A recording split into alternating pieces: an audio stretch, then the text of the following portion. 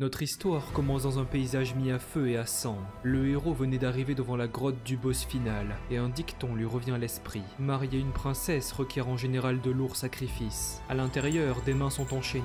Une fille se réveille. Malgré l'apparence resplendissante de son corps qui montre sa grande noblesse, celle-ci a ses mouvements entravés. Un dragon s'écroule devant elle. Le gardien de la grotte se relève, mais le héros s'apprête à en finir. Le sort qu'il conjure est la malédiction de glace. Pour son adversaire, résister à une telle magie est impossible. Le combat entre les deux ennemis fait rage, et la princesse observe ce valeureux combattant avec admiration. Concentrée devant cette scène, elle pense qu'il est vraiment surpuissant, mais aussi, il est vraiment beau. Mais non, la fille se ressaisit et appelle le chevalier. Elle demande pourquoi aller si loin juste pour la sauver. Enfin, ça ne la dérange pas vraiment.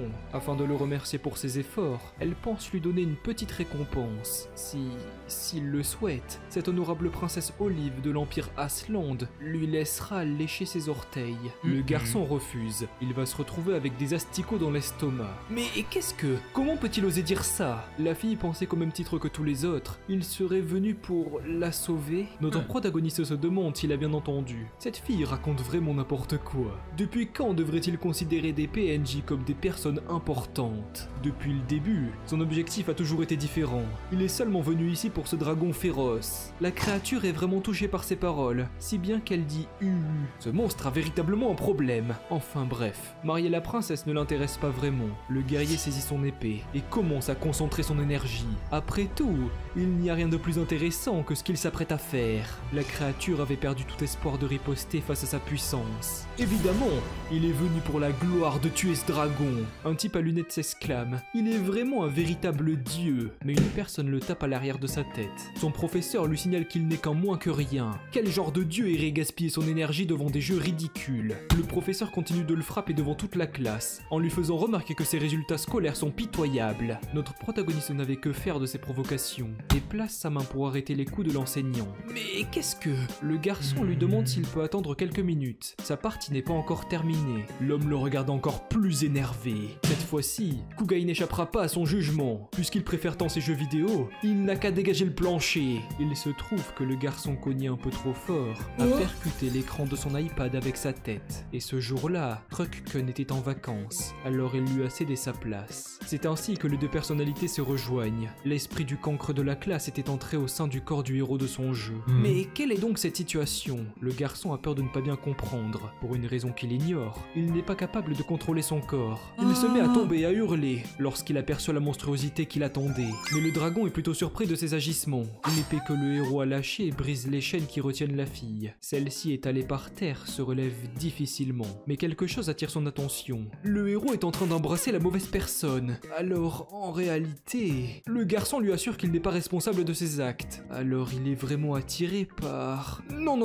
Il vient de dire qu'elle se méprend. Bon bah, la fille s'excuse pour les avoir dérangés. Elle part en emportant son épée et lui souhaite bonne chance. Mais notre protagoniste lui supplie de s'arrêter. Il peut tout expliquer. Derrière lui, son adversaire n'avait pas dit son dernier mot. Le héros reçoit un souffle surpuissant à bout portant. Évidemment, résister à une telle puissance est impossible. Alors il s'écroule au sol devant le monstre. Comme si sa vie n'était pas déjà insupportable. Maintenant, il va devoir mourir au sein de ce jeu. Notre protagoniste avait fini par accepter son sort et se prépare à perdre la vie. Une voix féminine lui dit qu'il est vraiment détestable. Tout est de sa faute. Il n'est qu'une brute qui lui a volé son premier baiser. À cause de ses pitreries, il a fini par la faire transformer en humain. Attends, mais... Son apparence est vraiment adorable. La fille dit qu'elle ne voulait pas de ça. Maintenant, son ventre est super lourd. Même si un dragon est supposé être terrifiant, elle est vraiment mignonne sous cette forme. La fille le frappe de sa queue, en disant de ne pas rigoler. Notre protagoniste lui demande quel est le problème. Ne peut-elle jamais rigoler de temps en temps? La fille dit que même un petit rire est beaucoup trop. Elle ne peut s'empêcher de le fouetter à cause de ça. Le héros l'attrape en colère. Est-ce qu'elle le considère comme un jouet?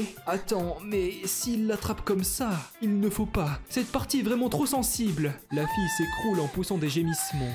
Mais qu'est-ce qui se passe? Elle le traite d'étranger dégoûtant. Comment pouvait-il savoir que cet endroit est ce qui la rend la plus excitée? Oh, mais... Notre protagoniste regarde cette chose mystérieuse en souriant. Le dragon continue à faire des bruits bizarres et lui demande d'arrêter ses actes. N'était-elle pas pleine d'énergie tout à l'heure? Qui aurait cru que le dragon était aussi inutile? Le monstre lui ordonne d'arrêter. Il ne s'en sortira pas comme ça. Une voix se fait entendre. Les gardes s'approchent. Ceux-ci, placés à l'entrée de la grotte, ont ont entendu dire que le héros a battu le dragon. Pourquoi y a-t-il encore des gens par ici? Ça va vraiment pas le faire. Cette nouvelle forme est très étrange. Dans ce cas, mieux vaut la cacher. À présent, le garçon est décidé. Le boss final lui demande ce qu'il est en train de faire, tandis que notre protagoniste essaye tant bien que mal de faire rentrer la queue dans un certain endroit pour la cacher. Le chef des gardes dit au héros qu'il est à présent en sécurité. Ils sont venus le sauver, mais devant eux se déroule une scène plutôt étrange. La fille lui dit qu'elle ne pourrait jamais faire rentrer cette chose, tandis que le héros lui faisait un discours de motivation. Tous les individus présents étaient véritablement choqués. Ils disent qu'il n'a vraiment aucune pudeur. Penser qu'un pro chevalier oserait faire des choses aussi obscènes avec la princesse. Enfin, ils n'ont pas dit d'arrêter. Ils devraient continuer. Les gardes vont regarder avec attention. Depuis quand ces enfoirés sont des gardes royaux? Mais attends, est-ce qu'ils viennent de l'appeler princesse? Évidemment, personne ne pourrait dire le contraire. Notre protagoniste lui demande s'il est vraiment sérieux. Ne peut-il pas reconnaître l'héritière de sa nation? Eh bien, après tout, ils ne l'ont seulement vue qu'une fois lorsqu'elle était enfant, avant de se faire capturer par le dragon. Mais d'ailleurs, en la regardant de plus près, elle est vraiment devenue magnifique. Le dragon ne peut s'empêcher de rougir devant ses paroles. Le chef des gardes se relève et lui dit de les accompagner. Le roi attend avec impatience le retour du prince et de la princesse. Attends, il est vraiment prince? Évidemment, c'est pourquoi il le respecte autant. En plus, il est un grand combattant. Le garde ajoute par ailleurs qu'en devenant monarque, tous ses désirs seront assouvis dans les secondes qui suivent. La fille s'exclame: qui voudrait devenir une princesse? Après tout, elle est l'honorable et terrifiant.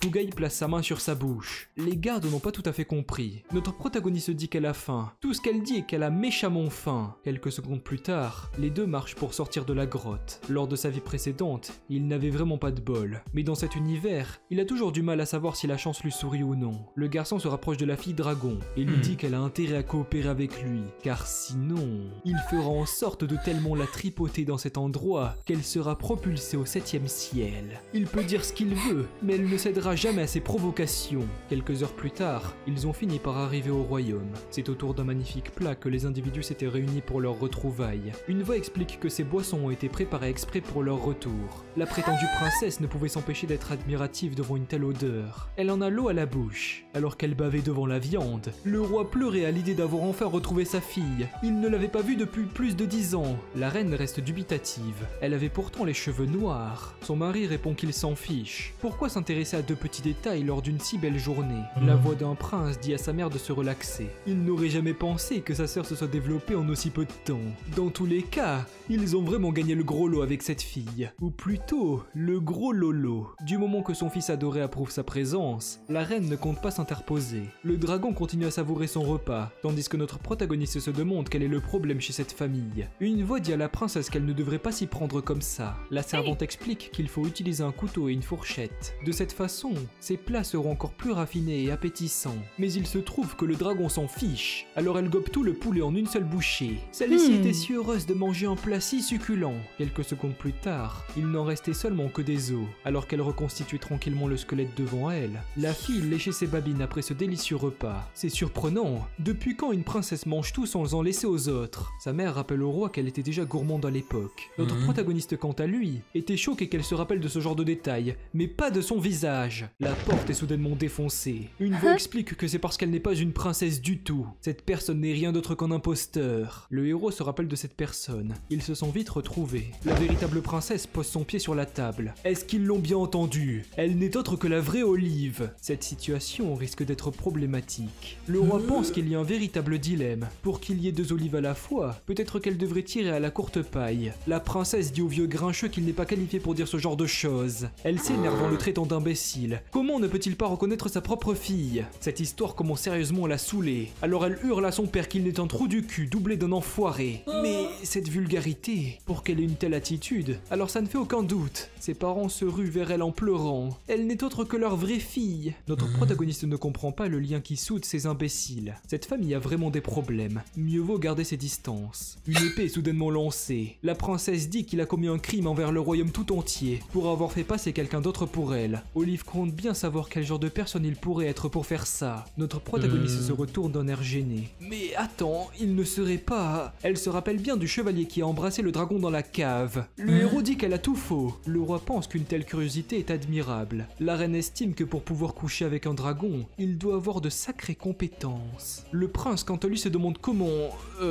Bref, Cette famille est vraiment bizarre. Et dire qu'elle se rappelle encore de son magnifique baiser avec cette créature. Comment pouvait-il l'abandonner de la sorte? Et dire qu'à la place, il a préféré ce cochon qui se fait passer pour elle. Notre protagoniste dit qu'en réalité, elle est... Olive dit d'arrêter de manger sa nourriture. Mais le représailles furent instantanées. La fille dragon l'a remise à sa place. Bref, ça n'a même plus d'importance maintenant. La princesse le traite de bon à rien. Il n'est qu'un pitre, un imbécile, un sauvage. Et en plus, il est adopté. En guise de représailles, elle demande aux gardes de le faire mettre à nu, afin de le faire défiler dans la rue. Mais c'est celle qui l'a brûlé. Lui, il a rien fait. La fille dragon dit que c'est complètement de sa faute. S'il ne l'avait pas menacée, elle ne serait jamais venue ici. Un homme s'élance, et quelques secondes plus tard, les deux individus s'apprêtent à être attaqués par un garde imposant portant une hache. L'arme s'écrase au sol. Le héros est plutôt surpris d'un assaut aussi soudain. C'est vraiment pas passé loin. Tous les combattants s'étaient réunis autour afin de les réduire en miettes. Ces types n'ont vraiment aucune retenue. Il était seulement venu ici pour s'amuser, pas pour se faire battre. Puisque c'est comme ça, il n'a plus à être poli avec eux. Les gens postés autour étaient tous étonnés devant l'allure qui émane de ce garçon. Le héros avait saisi son épée avec un sourire. Le combat peut enfin commencer. Tous les gardes postés autour se protègent. Ils ne peuvent pas résister face à sa puissance. En réalité, il avait utilisé l'attaque trempette, mais rien ne se passe. Depuis quand les jeux ont ce genre de bug? Son épée a vraiment une apparence bizarre. Mais attends, qu'est-ce que c'est au-dessus de sa tête? Un titre apparaît, le qualifiant de joueur disqualifié. La princesse se met à rire. Il est juste bon à découper les mouches.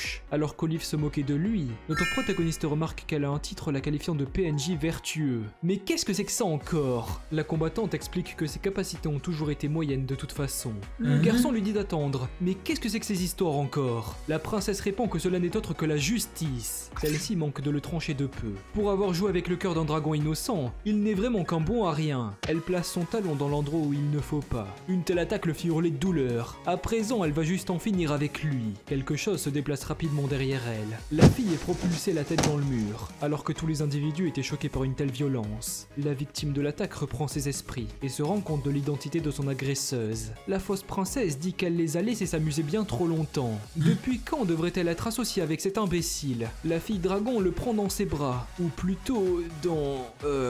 ouais. Il est seulement son repas qu'elle mangera sur le long terme. Les membres de la famille royale étaient véritablement impressionnés. Il a vraiment une chance extraordinaire. Par contre, les personnes normales étaient en train de hurler au cataclysme. Cette nuit risque d'être assez longue. Au même moment, au sein d'une chambre, une fille semble avoir des difficultés pour dormir, et celle-ci était allongée. Sa respiration montre qu'elle est assez fiévreuse. Mais celle-ci finit par se réveiller avec un sursaut. La personne qui reprend difficilement sa respiration n'est autre que Cassiopéa, une sainte de l'établissement divin. Une voix féminine s'approche, en lui demandant si elle a encore fait un cauchemar. Serait-ce la comtesse Élise? La blonde demande pourquoi elle est venue. La femme explique qu'elle a des nouvelles de l'empire voisin. Ces informations concernent le dragon. La nouvelle venue avait laissé tomber sa veste, afin de se glisser dans son lit. Il semblerait qu'elle soit vraiment effrayée par cette créature. Mais heureusement pour elle, sa subordonnée lui tiendra compagnie durant cette nuit. Au petit matin, la sainte était toujours plongée dans un profond sommeil. Une personne s'adresse à la comtesse. Elle a forcé les gens sous ses ordres à chercher des informations, pendant qu'elle passait la nuit pépère avec sa majesté. Ce comportement est bien trop injuste. Élise dit qu'elle n'y peut rien. Après tout, veiller sur cette personne fait aussi partie de ses obligations. Pour parler de la sorte, ne serait-elle pas jalouse par hasard? La fille appelée Logis dit que ce n'est pas le cas. Très bien. À présent, elle devrait seulement lui donner ces informations. Mais au lieu de les révéler, elle dit qu'elle passe son temps à jouer son rôle de méchante. Pourquoi ne pas être plus sincère de temps en temps? A-t-elle bien entendu le mot sincérité? Il semblerait que sa main est glissée par mégarde. Tiens. Ne serait-ce pas ce qu'elle cherchait? C'est presque comme si elle avait fait exprès de les mettre ici pour qu'elle vienne le prendre. Alors le chevalier aurait abandonné la princesse pour le dragon. Vu le dessin, il est certain qu'il est un véritable pervers. Mais c'est plutôt représentatif, car notre protagoniste faisait cette expression en ce moment même. Devant ses yeux ébahis, un grand combat faisait rage. Sa nouvelle bien-aimée faisait face à la princesse. C'est une scène absolument terrible, et il aurait aimé ne jamais assister à une telle chose. La fille dragon lance l'attaque chaton de flamme, et quelques secondes plus tard, les créatures se manifestent autour d'elle. Olive reçoit l'attaque de plein fouet. Comment peut-elle oser? En la pointant du doigt, ça? Elle dit qu'elle est un dragon. Alors pourquoi se comporte-t-elle comme un chat? Cette situation commence sérieusement à l'énerver. Alors la princesse tire avec son canon. Un garde placé non loin demande s'il devrait intervenir. Mais ses collègues disent que ce serait peine perdue. Alors que la fille dragon recevait des attaques, elle s'exclame à l'idée que cela est si chaud et relaxant. Mais qu'est-ce que... Dans ce cas, qu'est-ce qu'elle pense de ça? Son adversaire ne semblait pas changer de comportement. L'odeur d'une femme à moitié habillée derrière la fumée de poudre à canon pourrait rendre n'importe qui addict. Les gardes pensent que ce type est vraiment cringe. Le roi et son fils disent qu'il n'a vraiment aucune manière. Comment un grand chevalier comme lui pourrait faire quelque chose d'aussi répugnant? Notre protagoniste leur dit de mieux se regarder. Peut-être qu'il devrait importer des jumelles au sein de ce jeu. Le fait qu'il fut disqualifié de l'histoire est vraiment embêtant. À cause de ça, il ne peut pas frapper les PNJ. Tous ces problèmes proviennent sûrement du baiser. Les embrouilles ont commencé à partir de là. Mais bon, de toute façon, il préfère ça que de marier cette princesse sadique. À la place, cette fille avec des expressions étranges est un choix bien plus réfléchi. De toute façon, peu importe l'angle, il est évident que cette femme dragon est bien plus charmante. Notre protagoniste remarque qu'elle le regarde. La fille fait un signe de s'approcher. Il s'exécute aussitôt en demandant comment elle se sent, mais se fait attraper par le col à sa grande surprise. Sa bien-aimée dit qu'elle ne pourra plus le supporter très longtemps. Laisser ses envies s'accumuler comme ça va peut-être lui porter préjudice. Mais attends, ses envies de quoi? Évidemment, elle veut ressentir l'immersion de la vague. Pourquoi a-t-elle flirté pour rien? La fille dragon dit qu'elle s'en fiche. Tout ce qui l'importe, c'est de plonger dans du magma. Le dragon lui supplie d'arrêter. Comment peut-elle oublier son repas sur le long terme? La princesse leur demande s'ils sont vraiment sérieux. Est-ce qu'ils pensent avoir l'autorisation de négocier? Pour avoir joué avec le cœur de la princesse, ce type va crever dans les secondes qui suivent. Le canon se demande si elle est vraiment sérieuse. D'où peut-elle sortir un boulet pareil? Alors qu'elle le force à l'intérieur, elle hurle qu'il va mourir. Les gardes avaient vraiment du mal pour ce pauvre canon. Et le boulet est tiré aussitôt. Celui-ci s'apprête à atteindre notre protagoniste ainsi que la fille dragon. Le héros lève sa main et prononce les mots « épée du tonnerre ». Un éclair tombe du ciel et touche le bâtiment dans lequel il se trouve. Ensuite, il va lancer la barrière du tonnerre. Un mur de protection apparaît instantanément à la dernière seconde. C'est ainsi qu'il parvient à bloquer l'attaque. L'explosion retentit alors de l'autre côté du filet. La princesse se protège de l'impact, en se demandant si elle a réussi à le toucher. Comme il le pensait, ses compétences de combat n'ont pas d'effet sur les PNJ. Mais ses sorts de défense peuvent être utilisés sans problème. Le roi et son fils étaient choqués. Il n'a pas une seule égratignure. Le héros fait un dos d'honneur au ciel. C'est tout ce que ce foutu jeu mérite. Mais une lumière apparaît. Il semblerait que ces insultes n'ont pas été très bien reçues. Mais qu'est-ce que c'est que cette histoire? Le sol s'écroule sous leurs pieds. Le dragon le traite d'imbécile. Notre protagoniste est choqué. Ce sol a vraiment été construit à la va-vite. Un message divin apparaît au plafond. Dieu explique que ces paroles sont vraiment insignifiantes. Le guerrier n'aurait jamais pensé qu'il puisse oser faire une chose pareille. Néanmoins, sa situation est vraiment catastrophique. Alors il cherche désespérément une solution. Mais contre toute attente, il finit par atterrir sur quelque chose. Mais c'est... Le dragon avait repris sa forme initiale. Celui-ci se retourne. Elle ne comptait pas le sauver. Il a seulement atterri ici par chance. La créature prend aussitôt son envol à une vitesse spectaculaire et finit par complètement percer le toit du château. Quelques instants plus tard, le bâtiment était en ruine et le héros chevauchait la créature lors d'une nuit de pleine lune. Le roi s'exclame. Son château est en miettes. Un garde les pointe du doigt. Qu'est-ce qu'il devrait faire à présent? La princesse donne l'ordre de la suivre. Notre protagoniste posé sur le dos de la créature regarde derrière lui d'un air inquiet. À cette vitesse, ils ne vont certainement pas les rattraper. C'est vraiment cool qu'elle puisse voler comme ça. Le dragon lui demande ce qu'il raconte. Voler a toujours été impossible. Elle n'en a jamais été capable depuis son enfance. Attends, mais du coup, elle fait quoi là? Bah, elle sait pas trop non plus. Leur vol n'allait pas durer très longtemps. Notre protagoniste lui demande ce qu'elle fabrique, mais se plaindre ne va pas changer grand chose. C'est ainsi que le héros et le boss final se sont écrasés tous les deux dans une ferme. Une secousse se fait entendre au milieu de la paille. Les vaches qui sont autour regardent les nouveaux individus d'un air étonné. Kugai se relève difficilement. Ça fait vraiment mal, mais la douleur de sa chute n'est rien comparé à l'hémorragie qu'il subit. Lorsqu'il voit dans quel état se trouve sa bien-aimée, le héros s'exclame. Il va tout retirer pour elle. Une lame se plante aussitôt dans une surface derrière lui. La voix explique qu'il était pourtant écrit à l'entrée qu'ils sont fermés le dimanche. Mais bon, ce qu'il a apporté aujourd'hui est plutôt intéressant. Une femme mystérieuse était en train de fumer. Elle a déjà goûté le lait des vaches, des ours et même des lions. Bizarrement, le sang s'écoulait encore plus à présent. La femme qui se présente devant eux explique que par contre, elle n'a jamais pu goûter au lait de dragon. Notre protagoniste dit qu'il est vraiment désolé, tandis que la femme l'examinait. Kugai explique qu'ils ne sont pas venus ici pour vendre, ils sont juste de passage. Le couteau de cuisine se plante sur le mur. Comment peut-il oser se comporter de la sorte? Ce truc a vraiment coupé ses cheveux. Pour refuser de lui faire tester cette marchandise, il doit vraiment avoir envie de mourir. En plus, elle a l'autorisation impériale. Notre protagoniste et sa bien-aimée regardent autour. Ils ne voient voit pas de marchands impériaux, ce qui contribue à l'énerver. C'est normal, elle n'a pas reçu son papier comme les autres. C'est parce que le jour de la remise, elle était en retard. De toute façon, dans sa famille, ils ont 99% de chances de recevoir ce titre. Dans ce cas, ne serait-elle pas plutôt la seule à ne pas l'avoir reçu? La fille répond de la fermer et vendre ce dragon. Si jamais elle arrive à faire de cette créature légendaire son bétail personnel, alors être acceptée dans le commerce impérial ne sera pas un problème. La queue de la créature en question se met à bouger, et la fouette au niveau de ses boobas. Mais qu'est-ce qu'elle est en train de faire? La marchande se met à pleurer. Pourquoi l'a-t-elle frappée? Et alors, quel est le problème? En tant que dragon, elle peut frapper qui elle veut sans représailles. Notre protagoniste les regardait d'un air inquiet. Mais au final, cette situation n'est pas si mal. Une voix de garde se fait entendre. On dirait bien que les ennuis refont surface. Le chef explique à la princesse que c'est à peu près ici qu'ils sont retombés. Celle-ci demande alors de patrouiller aux alentours. Le général s'accroupit et demande à des vaches si elles ont vu ces individus. Olive s'exclame « Il est un imbécile !» Comme si un veau pouvait le savoir. En général, pour ce genre de questions, il faut demander à la maman. Mais oui,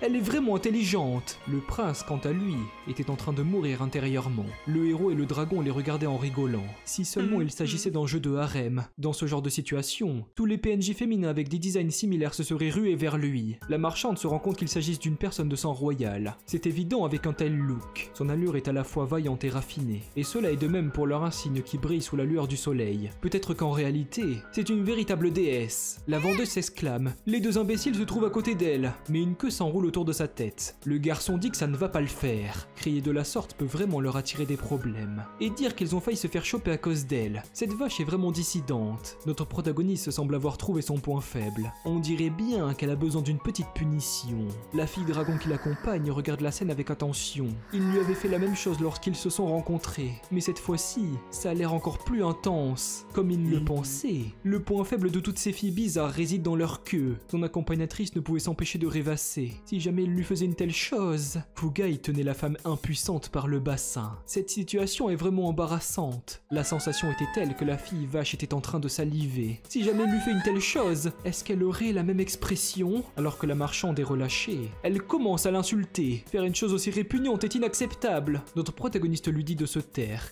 et préfère lui poser une question. Lorsqu'ils partiront de cet endroit, va-t-elle révéler leur présence? De toute façon, elle n'a pas le choix. Ce type est vraiment devenu terrifiant. Est-ce qu'il va la tuer? Notre protagoniste la porte. À présent, elle va venir avec eux. Évidemment, il n'y a aucun moyen qu'il laisse cette beauté traîner dans cet endroit perdu. La fille dragon imagine qu'ils n'ont pas vraiment le choix de toute façon. Attends, elle a vraiment accepté juste comme ça? Celle-ci les regardait partir devant. Au moins, il a une autre queue pour jouer à la place de la sienne. Une fois être sorti de la grange, la marchande explique qu'il y a une forêt pas loin. Autant aller se cacher là-bas. La femme se rend compte par ailleurs qu'ils ont opté pour autre chose que le meurtre afin de la faire taire. Peut-être que ce type n'est pas vraiment une mauvaise personne au final. Quelques minutes plus tard, le groupe marchait au milieu des arbres. Le garçon est un peu fatigué. Son corps est vraiment lourd. Ses propos contribuent à l'énerver. La fille dragon explique que de toute façon, elle a très faim. Pourquoi ne pas juste la manger? Pour une fois, notre protagoniste semble valider sa blague. Mais évidemment, ce n'est pas le cas de la victime. Au même moment, une femme démontre ses talents inexistants pour boire un verre de lait. Mais elle finit par l'écraser par terre. Énervée à l'idée qu'ils sont toujours en cavale. Quel est l'intérêt d'avoir autant de gardes s'ils sont aussi incapables? Son frère se rapproche et lui dit qu'elle n'a pas à s'inquiéter. Même s'ils n'ont pas eu de résultat, elle ne devrait pas être aussi méchante avec les personnes sous ses ordres. La princesse répond qu'il est tout aussi inutile. Il n'est certainement pas en position de parler.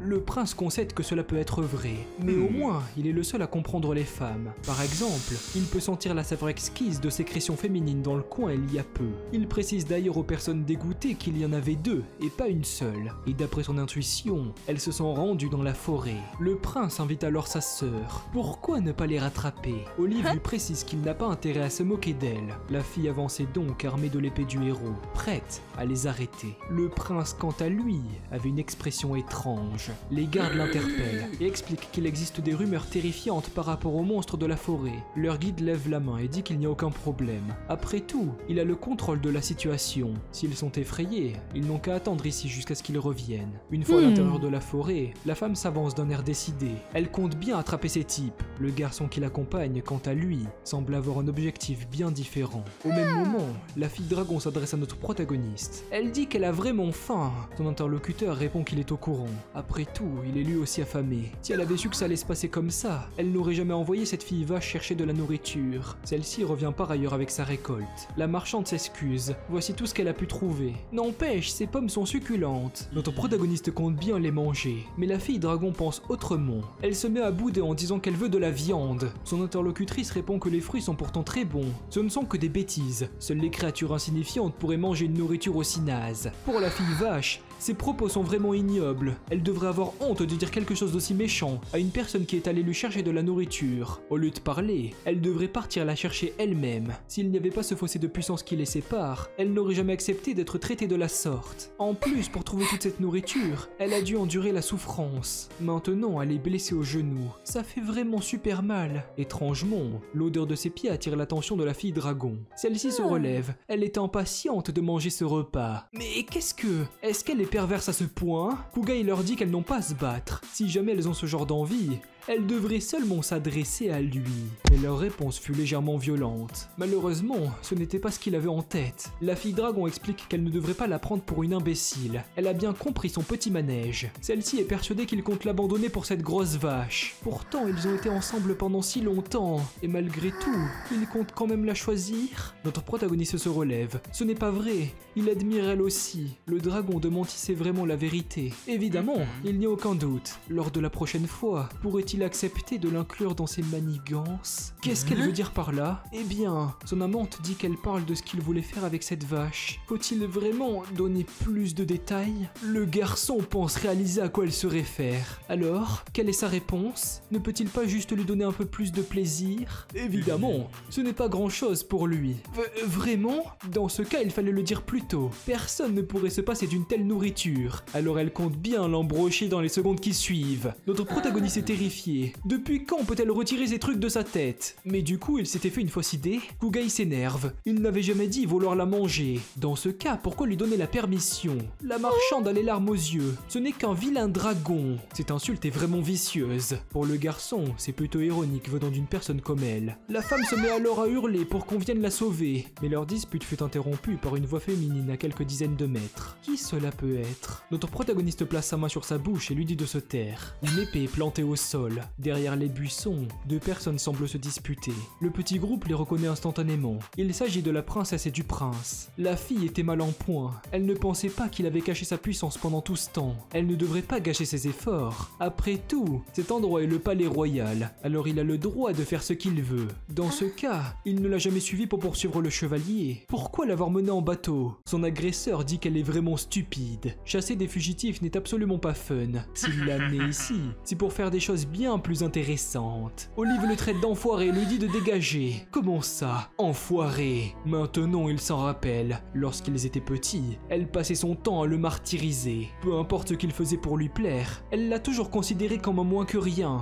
Sa sœur se demande ce qui lui arrive. Depuis qu'elle a agi de la sorte, il a toujours voulu faire des trucs vraiment sales. La fille s'écrie, il n'est qu'un pervers, mais se fait fouetter aussitôt. Le prince demande si elle ne voudrait pas s'enfuir au loin avec lui. Notre protagoniste observait cette scène terrifié. Ce type est un véritable déchet. Son expression est vraiment répugnante. Ça craint, il ne peut pas le frapper en tant que joueur disqualifié. Mais d'un autre côté, rester passif de la sorte n'est pas ce qu'un homme devrait faire. Il se met alors à réfléchir. Il y a forcément une action possible. L'agresseur reçoit un caillou sur sa tête. La marchande se lève et lui ordonne de relâcher la princesse. Cette fille est vraiment stupide. Il n'a même pas de plan en tête. Elle ajoute qu'il est un imbécile qui souille le nom royal. En tant que citoyenne, elle ne compte pas déshonorer leur héritière. Oh, mais ne serait-ce pas une fille vache? Son frère est étonné. Olive n'avait jamais dit avoir de tels amis. Sa sœur répond qu'elle ne la connaît pas. La princesse ajoute qu'elle ne devrait pas s'interposer. Ce type n'est pas une personne avec qui elle peut se battre. La marchande répond que ce n'est pas un problème. Peut-être qu'elle ne pourrait pas s'en sortir contre lui.